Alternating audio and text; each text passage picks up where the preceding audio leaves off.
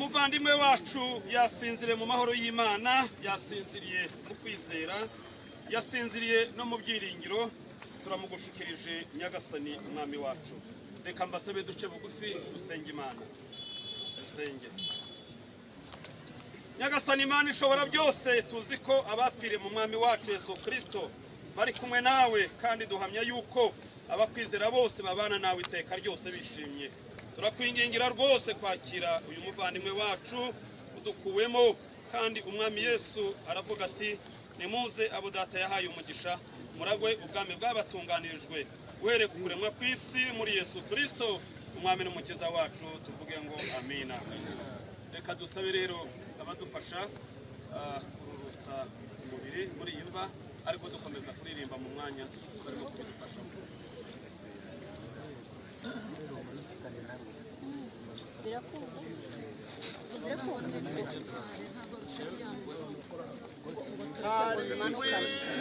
Isinziza cyane basezeranijwe n'Imana, tuyitegereje twizeye yuko data idufitiye aheza mw'ijuru, tuzahurirayo bagenzi, aheza uri muri sanduka irimo serivisi tuzaririmba tuzaririmbira mw'ijuru indirimbo z'abakijijwe, ntituzongera kubabara, tuzashira agahinda kose. Aheza aheza mw'ijuru, tuzahurirayo bagenzi, aheza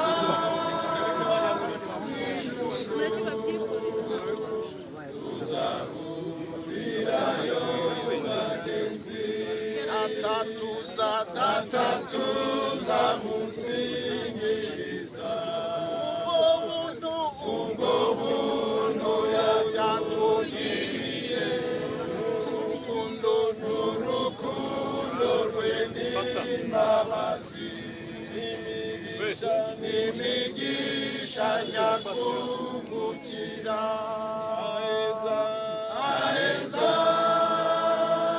mw'ijuru, tuzahurirayo bagenzi, mucemo kabiri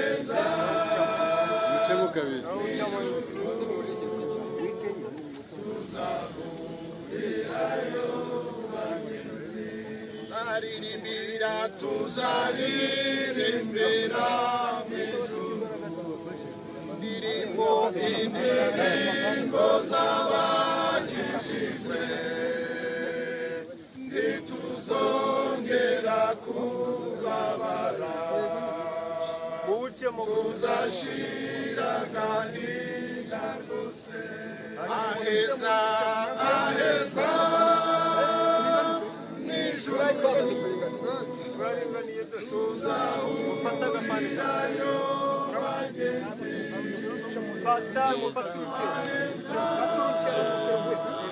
mw'ijuru, tuzahurirayo bagenzi, tuzaririmbira mw'ijuru, indirimbo z'abakijijwe, ntituzongera kubabara, tuzashira agahinda kose. Aheza aheza mw'ijuru, tuzahurirayo bagenzi, aheza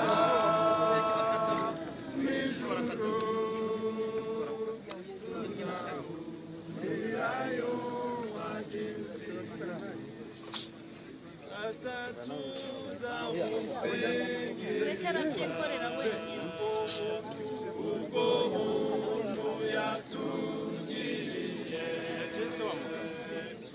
ucisha muri wowe reka gufasha musore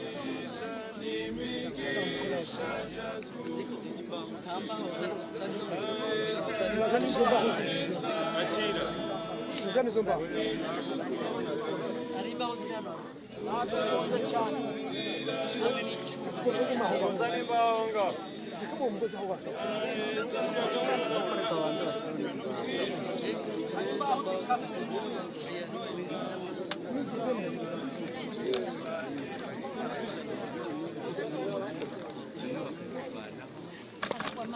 munsi y'umusaraba umukiza Yesu miliyoni nifuza bose uhora mbakaze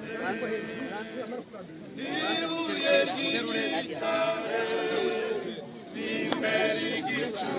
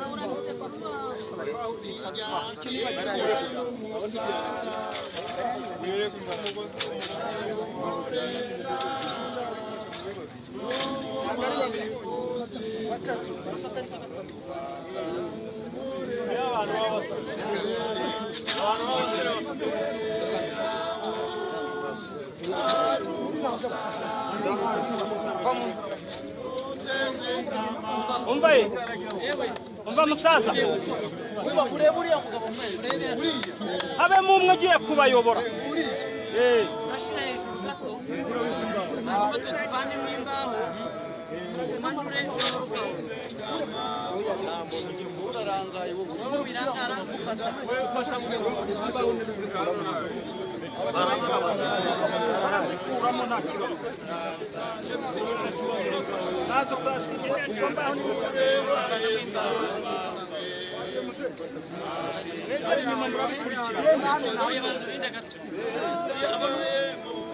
kuyabona umufasha imbaraga namwe aho muriteguye mukurikira uriya mugabo ari uriya niwe ugiye kujya bayobora uriya musasa reka tuyoborane niyo bigenda mukurikira umuhanda nawe bafashe ari inyuma murakumva kandagira wabo sava kabiri gatatu gahoro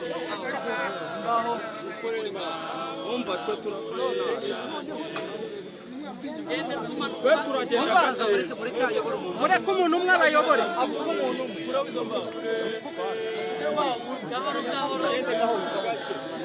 murere kurarize hano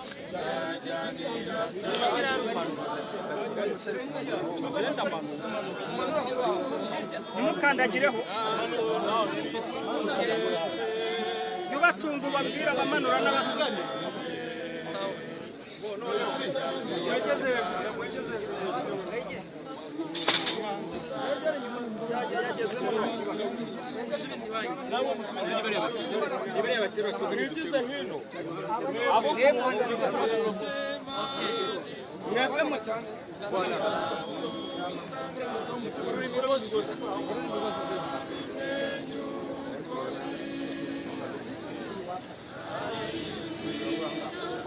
Reka ngurure numve.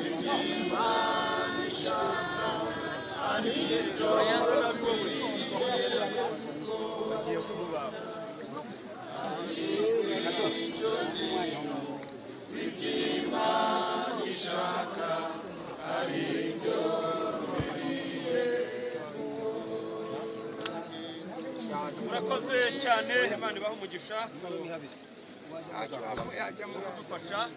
Reka dutere intambwe twihute kandi kugira ngo dukoreshe igihe neza. Reka dusabe ufite indabo zo gusezera mumuha akayira mwegere ahigura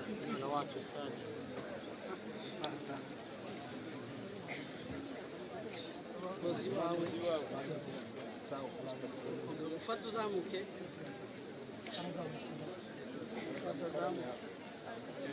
arakoze cyane. Reka dusabe bisa n'abiga inyuma gatoya kugira ngo abantu bajye babona aho batambukira baje gusezera. Barabanza abashumba nabo bagiye gusezera, hanyuma hakurikireho umuryango, ababyeyi, murabikurikirana byose. uyu mwana wacu.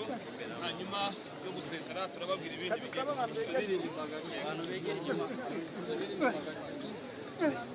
umubiri wibwa ari umubiri wo kubura ukazazurwa, ari umubiri ufite ubugingo bw'iteka ryose. Umubiri wibwa n'umunyantege nkeya ukazazurwa ufite imbaraga. Uyu mubiri ubibwa ari umubiri w'intege nkeya ukazazurwa ufite imbaraga. Komereze wabashumba bari hano, kandi umwanya turimo gusezera n'ubundi turakomeza kuririmba, kandi n'abantu baze kuririmba dufatanye, kuko ni byiza ko twese dufatanya. Umunsi mwiza nibuka n'ubona kwemereye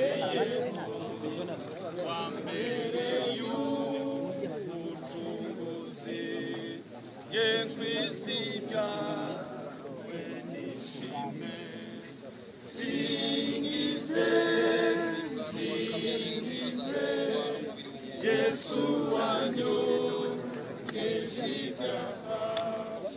amigisha inzira ye hose menezerwe singize singize Yesu wanyogeje ibyaha warangije kundokora ruwawe na uruwanjye iryo jwi ryawe ry'inginga naburante igitambo singize singize Yesu wanyogeje Izo mbaho anyigishije inzira Louis izo mbaho murebye zitadusenyera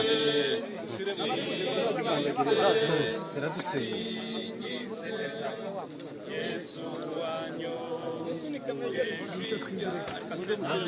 najyaga ndorongotana mu gisino barangije no kubaka ugarutse noneho sinzongera kuzimira singize singize Yesu akandaga imbaho. murakoze cyane. Imana ibaha umugisha.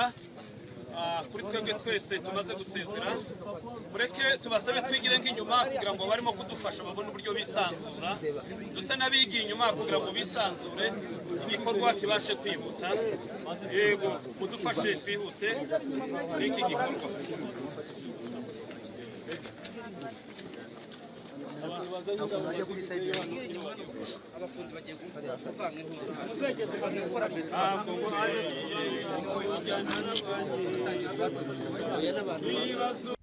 Ndumva bitoroshye kuvuga uyu munsi wa nyuma wo guherekeza nshuti.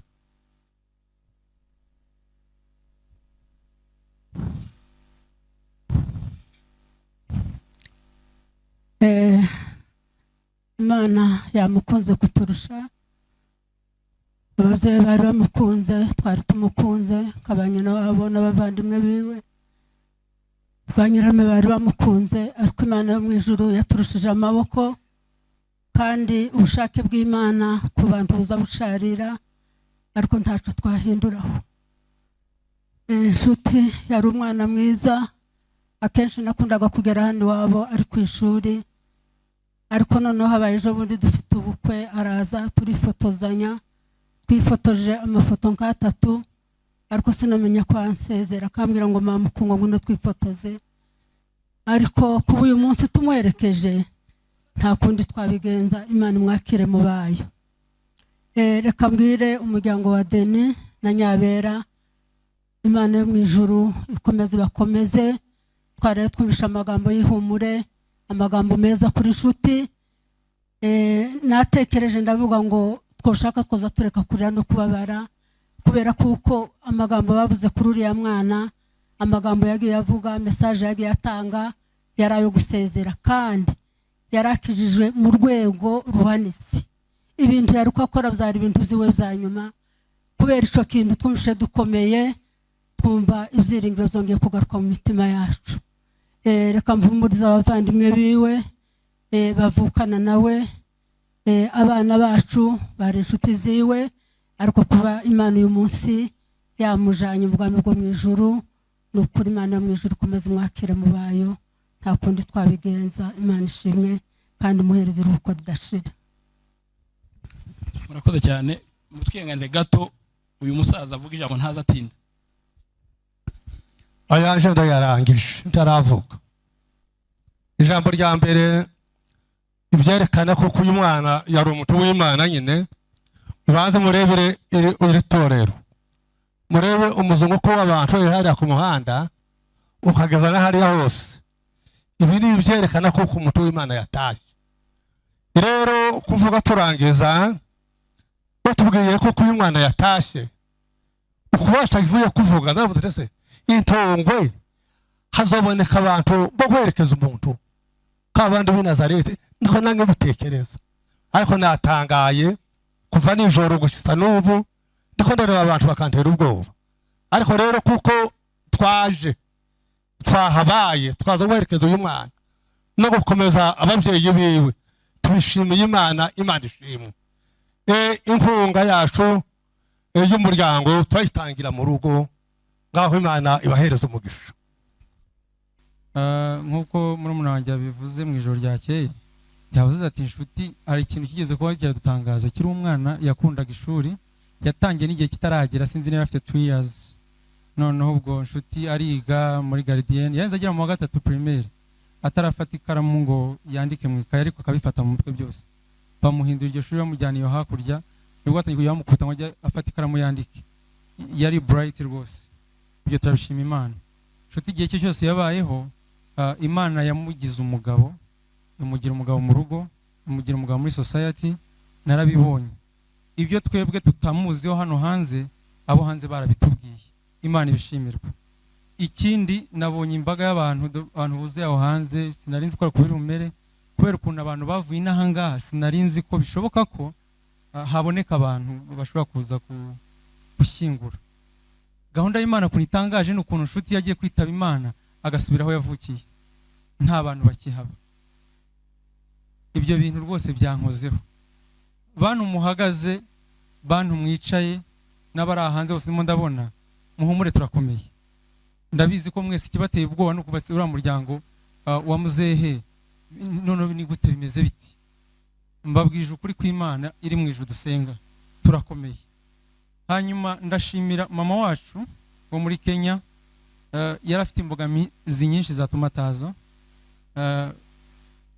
Turarwaje mubyeyi wacu hariya n'ibindi byinshi nashobora kuvugira ariko yahise ahaguruka, baradutabaye, dusa n'abakoze ikiriyo muri Kenya. Hari abantu benshi byageze no tujya mu rusengero, ni ibintu nte-expectingaga rwose, ariko byanyeretse ko Imana yakunze inshuti mukundisha n'abantu. Ibyo mbishima Imana. Twazanye n'umuryango wanjye, ntago yabashije kuboneka, hari agakrize yagize, ntago ari around, ariko arimo arashugurikirwa nta kibazo, nawe araza kumera neza kuko yaje avuye mu bitaro. Yumvishe niwe wambwiye amakuru bwa mbere, ambwira ko inshuti yitabye Imana. Inshuti ngiye twamo tuvugana uwo munsi kugeza nko masaa 8:45. Ubwo hari mu masaa 8 ndi gusohoka ngiye ku muhanda, mbona aramfashe wisohoka, mbona arimo ndavuga ni ibihi byabaye, ambwira inshuti amefariki. Ndavuga ni no, ntago bishoboka, numvaga nyine atari byo. Ntese nipowera ndituriza. Hashize akanya ntangira kubona muzehe abaraje, mama araza, ntangira kubona papa nyina w'umuntu abamwibuka Mangobo abaraje n'abana be bose. Ndabana ibyantu bigiye kuba serious, no birakomeza abantu barisuka since Friday till now. Sijalala kabisa, sindigera ngoyeka gutya, sindasinzira. Nani ari gusaba ko inshuti yari afite imbaraga kabisa muri twebwe, ariko nshima Imana yaturongoye turaza. Hari impamvu nyinshi zo gutuma tudaseruka ahangaha, ariko Imana yo kabaho yaducira inzira, turaza uyu munsi duhagaze ahangaha. Nabonye abantu benshi, nabonye urungano rwanjye, ndabizi mwese ko mutakibina ahangaha. Ni korari ishimwe, iyi version nabonye ari version, ndibaza ko ari nk'iya kane, simbizi niba ari byo. Nizo twayitangiye n'amahinga umwe bitaha Imana. Yes, nagiye mbona abana ntazi bakiri bato, nabona siza ari ububebe, nishimiye kubabona. Mwakoze kudukomeza. Nasanze ko iyo umuntu abonye abantu arakomera, nkuko babivuze, abantu nibwo butunzi. Icyanshimishije kindi kuri inshuti bijyanye nuko yarakuze muri societe agira gute, ngibyo sibyo ndeba n'amasomo yiwe na opportunities nyinshi yari afite mu masomo yiwe. Icyo cyanshimishije nkura muri Sunday school kugeza nkuze, nigishijwe ko icyo kwirata ari Kristo gusa. Naho butunza amafaranga, amashure, ibyo byose ni ibintu bito. Icyo kwirata ni Kristo. Shimye Imana yo mu ijuru ko ubuhamya bwose numvishe bwaganishaga ku kwizera no gukomera muri Kristo inshuti yagize na impact yagize. Mama umunsi inshuti yataga arampamagara ari kurira, arambwira ngo patro we inshuti agita mubonye yari yarakuze yabaye umugabo, inshuti yambwirizaga mu rugo yatubwiraga ijambo ry'Imana. I was like inshuti inzi like byambanye byinshi. Ngiye till now ndasaba Imana izandinde, mbona nshobora kuzaba affected after ngiye buryo yabaye ikibazo niko bingendekera, ko by God's grace ndibaza ko nta kizamba uko ndakomeye, narabyakiriye. Iki nishimiye uyu murumuna wanjye murebanga Sabato, aba bana ndabaruta cyane, nta nubwo uyu ari we unkurikira neza, navuga ngo ku myaka umwe tubyita, haciye kinini. Mama yihangane, mama uyusuye mwana mbe burapfushije, wenda abantu ntibabizi, ni wa kabiri, ariko uwo twari ndahekana ntago abangabo bamuzi, twakanshimiye. Nawe ari umusore mwiza cyane, Imana yaramuhaye. Ari agakobwa mfite nuko wenda batabashije kugira buryo nkabonye, nibuka nshimiye ngewe kuko nza amapica yiwe. Ukomere, turahari. Ikindi nsoza, papa ntagira ikibazo, turahari. Nabyaye umwana w'umusore, inshuti yaragiye ariko Imana yadaye musimbura. Wari ufite abasore 6, inshuti yagarutse, Braille narahari Rudatinya, and Imana yadushumbishije. Mama yavuze ngo ntiyabyaye umukobwa, ariko right now bafite abakobwa 2. Afite uwitwa Uwase Cynthia, afite n'uwitwa Rudatinya Uwase Kylie. Muhumurike, mumere neza, mukomere, kandi ibyo inshuti yasize adakoze tuzabihagararamo neza. Muhumure cyane, murakoze.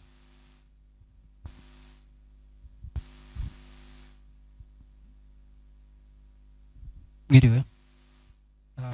Hanyuma inshuti yari inshuti yanjye koko, mfite inshuti ziri ahantu henshi hatandukanye ku isi, so nifuje kudakoresha ikinyarwanda, muranyihanganira. We are so honored and privileged to see everyone coming to the neighborhood where we were born. And I've seen the pastors who are here today. We are so honored that. And I just want to be starting with the yesterday night. We just have the time to pay the last tribute for the people who were around in Kigali. And we were so honored to hear the gospel, what the message that was very heavily to the heart of this young man. As my brother says, we were born as the 6 boys, and we've been treating our mom as our sister, and then we've got Cynthia and Kyla. Since then, there was so much joy in our family. Regarding the smartness of Shruti, my brother, I don't want to mention what he already said. He knew how to read before he even started the school. The second one, and I remember, and I saw one of his teachers who had become a pastor, he's called Muhire, and I just want to tell this joke in Kinyarwanda. Hari umunsi yarari hano ku ishuri, hano harakira amashuri ya La Fraternité, noneho Muhire ari kubigisha, maybe namubonye mpita mbyibuka, ashobora kuba atabyibuka. Arababwira ngo muri please ngo habamo trifaze na netre. Yari umuntu ugira amatsiko ku buryo ubwo iyo wamubwiraga ikintu ubwo wabaga ukimuguye kugeza abonye ko iki kintu gishobora kuba gikora. Ndabyibuka yaratashye mu rugo, twari dufite umukuze yigaga electricité, noneho afata turagenda aragenda atashye mu rugo, yarazi ukuntu bafungura prise, ahuza bari mwarimu yari yababwiye ngo utwo dusinge duhuye habaho ikintu bita circuit. Noneho circuit ntago yarazi byari byo, mind ye ntago yari ifite uburyo bwo gusupport iki kintu. Araza rero ahuza nsinga, dutashye twese dusanga inzu yahiye, turi kurya. Papa aravuga ati uyu muntu abikoze niko twagatuza uwo ari we, ko yagiraga amatsiko, ariko buri wese akirinda kuvuga uwo ari we. Ariko yari umuntu uvugisha ukuri, yaraturetse ako kanya, ariko anyira ngo hashize n'iminsi nk'itatu aravuga ngo ni njyewe wari wabikoze. Baramose wari ugamije iki? Ngo yaragamije kureba ikintu bita circuit. So yari umuntu ufite amatsiko menshi cyane. The third, I've been into event management. Yesterday I was checking the badges. Shruti yari smart cyane ku buryo ejo bundi bagraduatinga hari ibintu byinshi nashaka gukora, nashaka kujya kwiga hanze, noneho deadline ziramfata, nabivuzeho nijoro. Noneho rimwe hari event namuregistarinzemo, ndimo mwigisha ukuntu yarasanzwe azi kuvugana n'abantu cyane, ariko nshaka ko bikora mu buryo buri professionnel. Noneho ndamubwira, ndamuregistaringa muri event, ajyayo ndamubwira ati unzane 5 business cards kandi unyereke ko abo bantu mwavuganye, ndebe koko ibintu nyine nakwigishije ko ari byo. Ndabyibuka Nshuti yaragiye atashye mu rugo, ntangazwa narimo ndeba amabadge y'ahantu nagiye, none nsangamo badge yari yagiyemo icyo gihe ngo ari umumenta, niko yari yaregistarinze. Inshuro ya kabiri nza gusanga ni event yari yagiyemo, yari yaratangije aga company. Hari igihe namubwiraga ngo se kutanyetse itike, yangiza akambwira ngo yari afite amafaranga, ariko ntahita ambwira ahantu yayakuraga. Nshuti yari umuntu responsable cyane. Ndabyibuka ikintu cya mbere cyankoze ku mutima ni igihe twari twicaye mu rugo, ndamubaza ngo se when did you saved? Nawe se urakijijwe? Ndabyibuka yaramwe ngo yari ari mu cyumba, ahita aza arambwira ati reka nkubwire ukuntu nakijijwe. Kuva muri famiye yanjye, mu nkuru z'abavandimwe banjye zose zanshimishije muri buno buzima.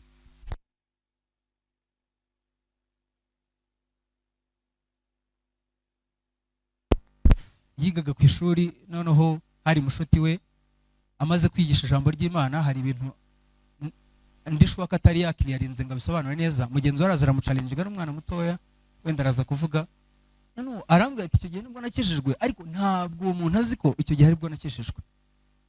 Ndabyibuka hari nijoro abavandimwe bandi bari bataraza, ndagenda duhita tugura umugati guteka, ndabyihorera ko numvaga biri disturbing kugeza tugiye kuryama. Turya umugati duhita turyama. Icyo gihe nagize ibyishimo abavandimwe bitavuga. That was my first thing that made me happy for his life. Nshuti nigeze kwa applyinga muri kaminuza yo hanze, baramfata, ariko niga online. Icyo gihe nari ndi no muri UR, inshuti zanjye zari zibizi. Numvaga Nshuti, narebaga mu bavandimwe banjye nkumva all the professionalism and who I want them to be. He was the one who are very close. rather than them. Ndabyibuka nshuti natangiye kumubwira kuko ntangira kaminuza, my plan was nabaga nifuza ko baza tukaba turi kumwe igihe cyose.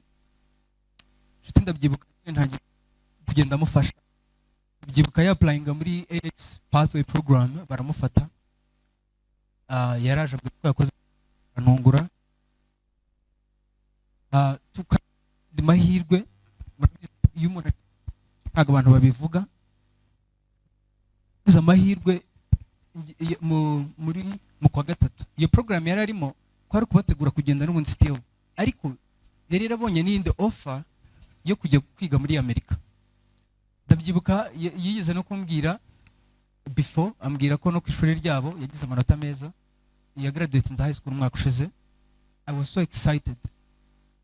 Twabanaga mu buzima buri spiritual, ariko hari n'undi muntu nabaga nifuza ko abawe. Bavandimwe, inshuti yari smart pe, inshuti rwose yari smart kandi narabikundaga. Namuhaga assignment, namuha ibintu agomba gukora, twataha akabimpa. No, mu minsi yashize hari igihe nabaga ndi noneho ubwo nabaga nzi ko ari muri Nosken mu mujyi, numva ndashaka kumubona. Imana yuko nshuti yapfuye turi kumwe. Urya munsi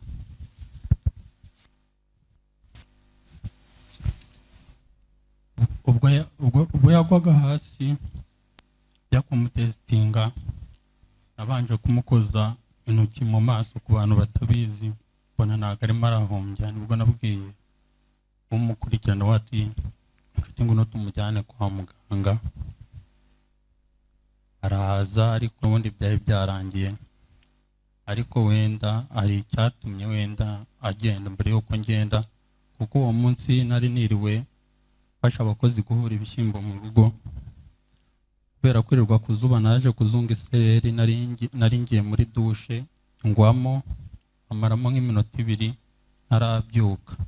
Aho nkangukiye sinibuka n'ibyabaye n'uburyo nagezemo n'uburyo naguyemo, ahubwo mpita njya kuryama natanoze. Nagiye musanga hirya y'uburiri, nanjye ndaza ndamwegera turaganira biri aho ngaho. Munyuma yaho yaje kunshika yikubita hasi ndi kuri chat, yabindi byo by'iki no gupinga. Mba ndamubwiye ati ntago waba uvuye kuzana ibinini aka mwanya ngo urembe kuri urwo rwego ku buryo wagwa gitanda kireshya uko nguko ureke guhaguruka. Numva umuntu ntago ansubije, nibwo mu nyuma yaho narebye mbona umuntu arimo arandeba gusa adahumbya. Byakurikiyeho n'ibyo ngibyo gusa. Nshimye Imana yuko ibyabaye byose ndibuka anganiriza ku bintu by'ubutumwa bwiza. Byari ibintu nari nzi yuko sinanzi yuko nshuti ageze kuri urwo rwego ubwo yavaga ku ishuri ubwo yabimbwiye. Nshuti araje aranganiriza umunsi umwe ni Ruwi wari uhari, njye na Ruwi turamuruta cyane, arankurikira nkabona gukurikira Ruwi. Umunsi umwe natashye nanyweye inzoga, arambwira ati ndashaka yuko tuganira. Araza ndamwati nta kibazo, arambwira ati se warakijijwe? Ndamubwira ati nose wowe bimbaza ahubwo warakijijwe? Hangije arambaza ese uba wumva nk'ubwo uramutse upfuye wajya? Ndamubwira ati ibyo bintu ntukajya ubinganiriza, nta gahunda ngirana n'urupfu. Arangije arambwira ati impamvu utinya gupfa ni uko utizeye. Ndamubwira ati ese wowe wizeye ubu ngubu wumva uramutse upfuye nta kibazo? Arambwira ati njye nta kibazo mfite, kuko uwo nizeye njye nta kibazo mfite. Ariko nkibuka umunsi wa Gitwaza nongeraga kuvuka bwa kabiri, uwo munsi wa mbere mu buzima bwanjye. Abenshi tubatizwa tutazi, tugendeye mu kigare nk'uko tuba turi abana, kavuga turashaka kubatizwa, nawe witwe ko wabatijwe, ariko ukabatizwa utazi n'icyo ubatirijwe icyo ari cyo. Kwa Gitwaza ubwo nabyita kuvuka kwa kabiri, nasohotse nanze gutega kandi nari mfite amafaranga. kwa Gitwaza ngenda ndirimba ndi muri bluetooth ngera mu rugo nkumva nubwo imodoka yanuruka inyuma ikaba yangonga numvaga rwose nubwo napfa ijuru naribona ariko nyene nshuti ubu ngubu twari dufite intego uyu nguyu Sato twari twaraganiriye Sato n'umu afite YouTube channel nari ngiye kwiga multimedia twari twaravuze ati nshuti yize networking ngiye kwiga multimedia uno dufashe gusapotinga Sabato kuri YouTube yiwe ifatikanye ariko ukuntu ibintu bimeze ndibuka ngewe uwo nguwo ukurikira uyu nguyu ntabwo twese natwe ntabwo tumuzi kuko nari mfite intego ivuga ngo nanjye nkeneye gukizwa uwo tutabonye tuzahurire mu bundi buzima nakizwa mvuga ati mukuru wanjye uwo wundi wapfuye namuzi kibura nzamubona